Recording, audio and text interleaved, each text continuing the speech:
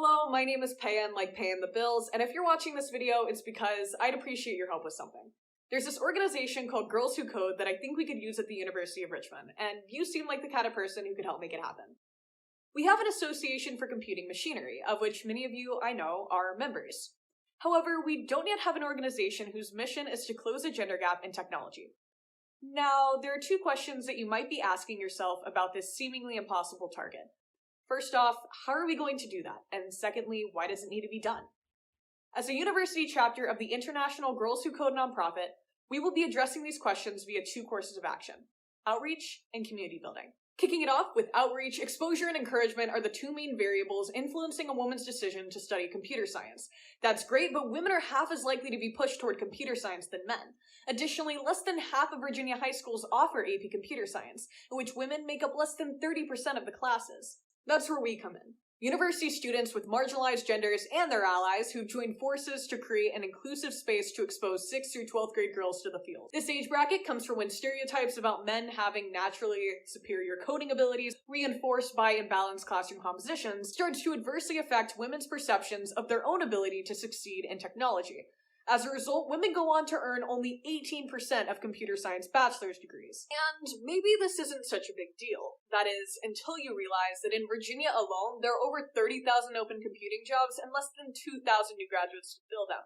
To cut to the chase, we simply can't afford to be losing talent, especially with global issues like climate change and aging gaining traction, in which diverse teams will be more important than ever to devise equitable solutions. Going back to Girls Who Code, what are some examples of events? Well, for this semester, we could throw an all-girls hackathon, in which girls are tasked with teaming up to invent an app tackling a global challenge. If time permits, we could even put on a computer science day, giving girls the opportunity to solve problems in subjects like psychology and chemistry using computer science to show off its impact potential.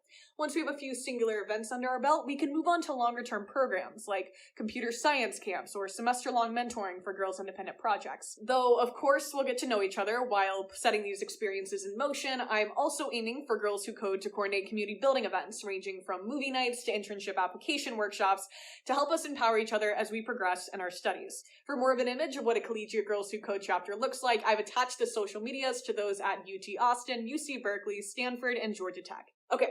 Now for some orders from above, which in this case is the International Girls Who Code organization and the University Center for Student Involvement. Starting off with Girls Who Code, we will need to meet 1 to 2 hours per week and to promote ourselves via marketing channels.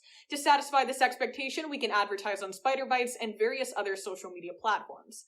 Next up, with the university, we will need a faculty advisor.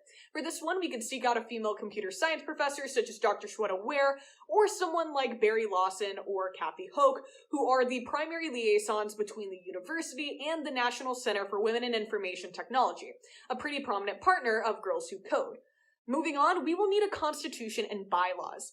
Most of this will come from the liability form that Girls Who Code makes you submit before becoming an officially recognized chapter. For the officer positions, other than president, that Girls Who Code requires, I'm thinking we would have a public relations chair for social media management, an external outreach chair for proposing programming for middle and high school girls, and an internal outreach chair for proposing on-campus activities. The names of each of these positions, along with their obligations, is somewhat tentative, so I want to wait and see who might be interested in becoming an officer before we write down anything official. Which brings me to some later steps in the application, including the consultation, in which we'll learn a little more about organizational bylaws, a presentation to the Student Development Committee for approval, and then, if all goes well, we'll hold elections. If you're interested in being a part of this process, or just joining Girls Who Code once it's up and running, please sign the form in the description of this video. But first, let me set one thing straight.